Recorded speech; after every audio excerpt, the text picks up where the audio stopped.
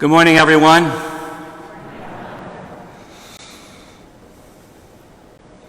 I want to tell you two stories today. I'm Irish, we like stories.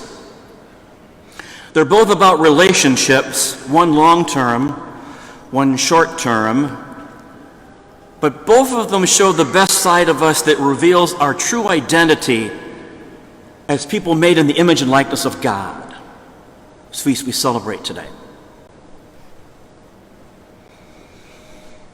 Do you remember the powerful 1971 film Brian's Song? I love the music for that, by the way. It's a true story of two great Chicago Bear football players, Brian Piccolo and Gale Sayers. Gale was black and Brian was white. In all professional sports history, they were the first black man and white man to room together then. And so the world watched carefully to see how they would get along with each other.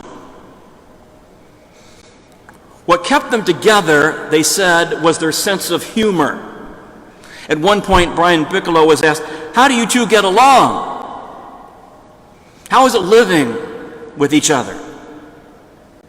He jokingly said, "It's okay as long as he doesn't use the bathroom." When Brian got cancer, he wasn't able to take part in the playoffs.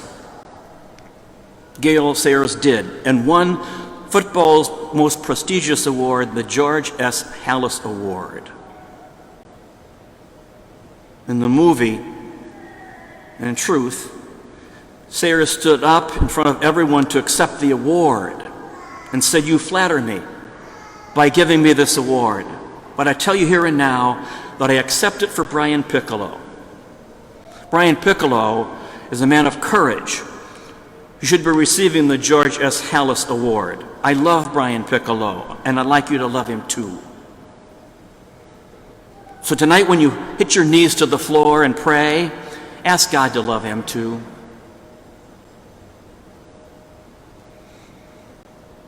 We were moved by that scene from the documentary. Not just it showed us an extraordinary friendship between a black man and a white man, but because it says something profound about the relationship. I love this man. They saw in each other in the looking glass of God's image and likeness. The triune God is all about relationships, Father, Son, and Spirit, a loving relationship. Story number 2, short-term relation. In her book, We Are All Shipwrecks, Kelly Gray Carlisle tells of being stopped by a young pregnant woman at a bus station near her church in San Antonio, Texas. The woman said she and her husband are trying to get to Austin, and they're $8 short for their bus ticket. Several people that she had approached said no to her. The woman explained that she and her husband had called ahead, and the bus company said the tickets are $20 each, but when they got to the ticket window that day, they said, no, it's $28. So they needed $8 more for her ticket. Kelly didn't have any cash, so she offered to pay it with her credit card. She said, "Oh, my husband didn't even want me to ask anybody. We're so embarrassed." Kelly said, "It's okay." The two walked over to the bus station. She said on the way over, "When are you due?" And the pregnant woman said, "I've got 2 more months to go before I deliver my child." When they got to the station, the woman said, "My husband is around in front, I'll go and get him," and she left. Kelly waited, and a man called her over and said, Miss, don't listen to that lady. She's a con." The woman returned, "I don't see my husband," she said. So Kelly offered to buy the ticket anyway, and forget about the money, don't worry. Just then another woman came up to the pregnant woman and said, Here's your $8, honey. I found some for you." "Thank you," she said, taking the bills and holding them tightly in her fist. "You're welcome." And then she walked away. Kelly said, well, you're all set then. You got the $8. "Yeah," she said. Kelly wished her good luck, and they separated. On the way out of the bus station, someone stopped Kelly and said, "I hope you didn't give that lady any money. She's a con woman." Kelly said, "Well, I hadn't." But she wrote later on in her book, if she had cash on her that day, she would have given the woman money anyway, a con woman or not. She wrote, "I didn't see that pregnant woman. I only saw my own mom 37 years earlier, who was several months pregnant with me, and just as desperate as this woman before me, if not more so. My father had just been put in jail. My mother lived in a motel. She would have lied for money. She would have done anything for us. The woman outside the Greyhound bus station was my mom," she said. "And that cute little baby bump was me," Kelly said. "I don't care if she was lying or not, or a con woman or not." She said, "I saw a pregnant woman in the looking glass of God's compassion." The triune God we celebrate today is all about relationships. Loving, caring, compassionate, forgiving relationships. What do these stories have to do with the Trinity? Both of them portray stories of relationships, one long-term, one short. We know that we are at our best, our most moral, our most human, our most divine when we're in a loving and caring relationship. Our true identity is revealed. It shows how we're wired, you and I.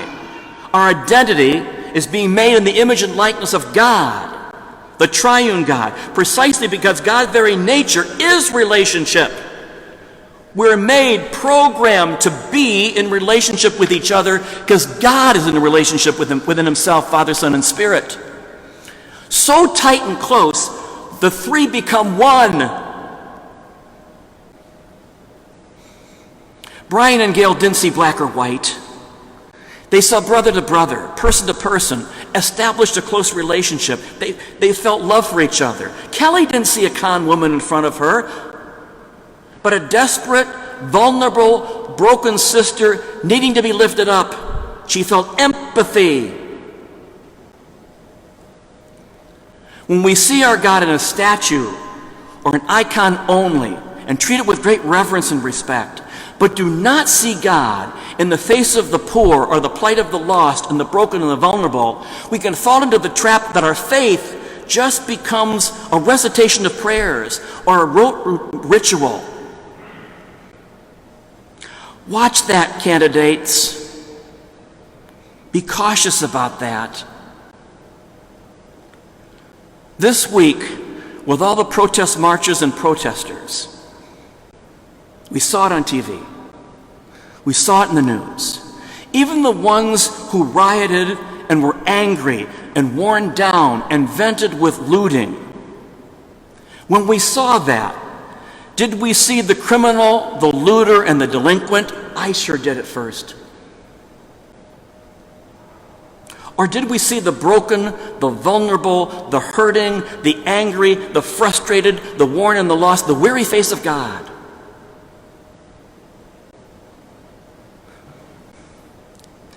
Jesus, the Son of God, and the human face of God the Father, sends his Spirit to change our hearts, one at a time, as Father Paul said last week in the Pentecost homily, and is visible in ways we can so overlook unless we see with the looking glass of God's compassion, of God's acceptance, of God's understanding, of God's forgiveness, of God's image and likeness. We're wired to be like God. If we rise above our self-centered egos, our destructive criticisms, our rash judgments, and stubborn pride, we can recreate the world that God has entrusted to us with hope, with purpose, and with healing. Pray for grace. You candidates, you will receive grace today, sacramental grace in the sacrament of confirmation, which is God's energy to see each other with God's looking glass, really, to be Jesus. God's energy to be like God. You will be confirmed with the Spirit you've received at your baptism. And that Spirit then is meant to be a confirmation, to be stirred up within you. And anytime we stir anything up, we agitate it, we move it. We're called to action. And that Spirit will be stirred up within you. You received at your baptism to be Jesus, to be like God in relationship, caring and loving with all of our brothers and sisters. Even that neighbor down the street that we're not so fond of. This is a great feast. It calls us to remember who we are, who God is, and how we're wired. The looking glass of God. Amen, St. Peter?